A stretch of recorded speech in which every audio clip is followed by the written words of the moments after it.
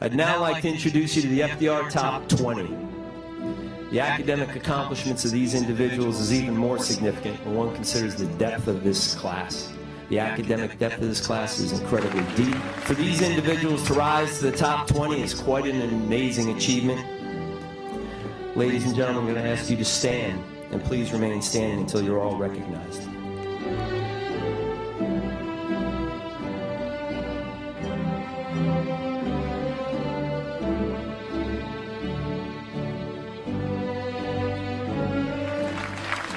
And number one, the valedictorian, Mr. Charles Urban Meade, with a GPA of 101.3151. Definitely weirdly elevated me among the student body.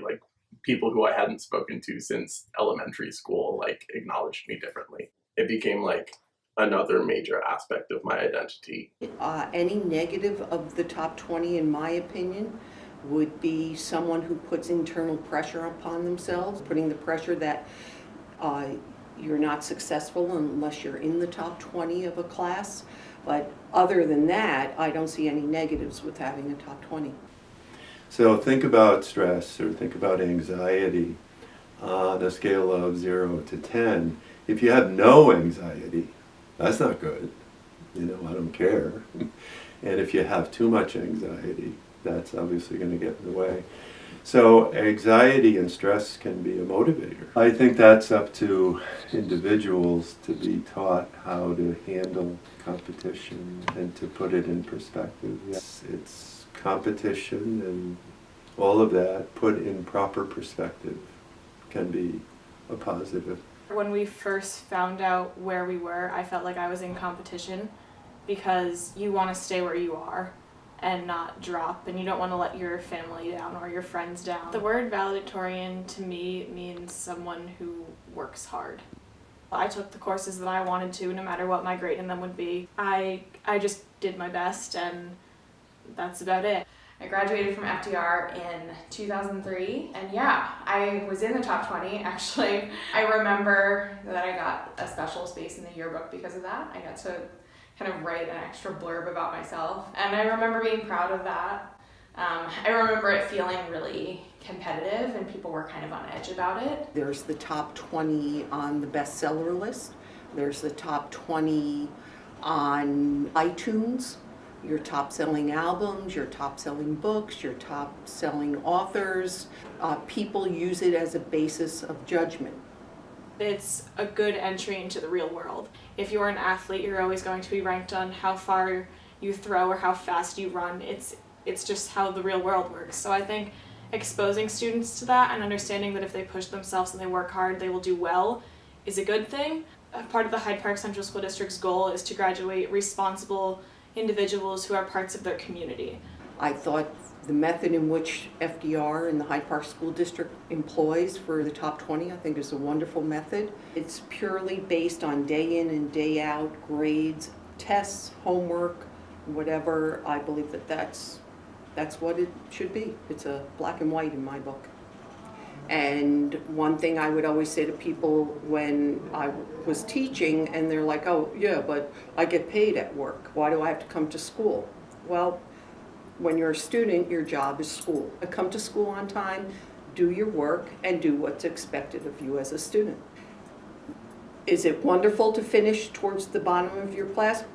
Maybe not, but there are people that may finish towards the bottom that have not performed what they're capable of performing. And that's the biggest thing that people want to do. You want to come out with a high school diploma.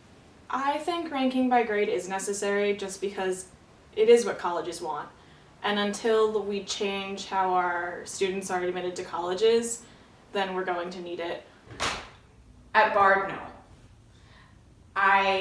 In fact, I think we tend to disregard it because it's not always a real number, in the sense that it's not always grounded in what a student's actual experience in high school has been. I read all of the applications from the students that I work with, and then I'm responsible for making decisions about who gets admitted to college here. A student can be a really great student in terms of numbers and figures, but that doesn't at all translate into their ability to be a good student here. Ranks are not always weighted the same way that GPAs are weighted. So somebody can have a very high rank, but that's not necessarily reflective of the effort that they put into their high school experience. And that's something that I'm definitely really cognizant of in the admissions process. There's plenty of exceptions of people who can take easy classes like Regents classes and they get hundreds and then they're in the top 20. So if you can rig the system and basically cheat your way into it, why should you be rewarded? First, our school wants to do that and reward cheaters, then, you can have that reputation. It's not just about a student's ability to show up to class every day and do well on exams. It's about a student really wanting to take some kind of ownership over their learning experience. Because we don't have a Scantron machine here. There are a million other things that college admissions offices look at, but like FDR students are trained to think so much about rank. Yeah, you want to make sure you have good grades, but on that checklist, really, how high is that? I think for me, I'm also really cognizant of the fact that not everyone is coming into this process with equal amounts of privilege, who can afford expensive tutoring and test prep.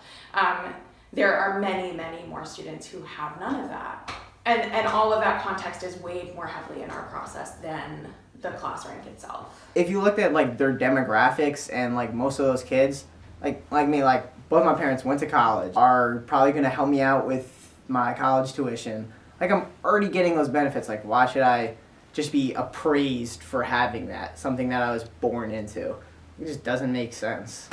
So do we see it? Yes. Do we look at it? Yes. Is it a major deciding factor in who gets in or who doesn't? No. I think one of the things that are driving people a little crazy now is this whole standards-based education and the change to that. But that has a lot of potential to evaluate and assess U.S. students in a better way than just a 99 or a 92. Here's the standard. Here are the criteria for meeting that standard, and you did them. Students are more than just a number. You are more than just a grade. I think it's a lot of pressure to place on high school students who are naturally competitive. If it's not balanced in proper perspective, it can be damaging. So I definitely didn't think that all of the special treatment of the top 20 was necessary. Especially the yearbook page, I really struggled to fill in a meaningful way. I definitely through the whole thing was like, why am I the one giving this speech? I don't even really think graduations are as important as people think. I don't think valedictorian is as important as people think. I felt like I was being given these things because I had succeeded in a completely different criteria. I don't know if I deserve the title on merit based of who is smartest, because I look back on the past years and I see the people who held my rank were certifiable geniuses. But this year I feel like it's different because number 6 is brilliant in math and number 25 is brilliant in physics. I was just looking through my old yearbook now and I was just thinking about all of the incredible people who weren't in the top 20. I don't know. I remember talking to one person in particular and they were just telling me I don't feel smart, and I was just but you are. Someone shouldn't be demoralized like that. Do you really want to care about that top 10% and just dismiss the other 90% of kids? I think that my peers who aren't in the top 20 are just as deserving of the titles as we are. But I think that some of the stresses and the emphasis that we place on being number 1 and not being number 21 or number 210 is bad. I just try to go to the board just because I want to at least get them thinking about it and as an issue. It's something that our school could change that is relatively simple, that you could just probably vote out of existence. It's just meaningless. It's just something that people created and assign numbers so that they could basically feel good about themselves. The ranking system is survival of the fittest. You're on a social ladder where you're below someone else and above someone else, and looking down and just trying to climb. Aren't we past social Darwinism? Are we more equal. People give a lot of importance to these positions. You'll always have a number assigned to you. The top 20 is trash. But learning is more important than the grade. The old corny question when you came home from school in third grade, what'd you learn in school today? You know, as opposed to what did you get on your test?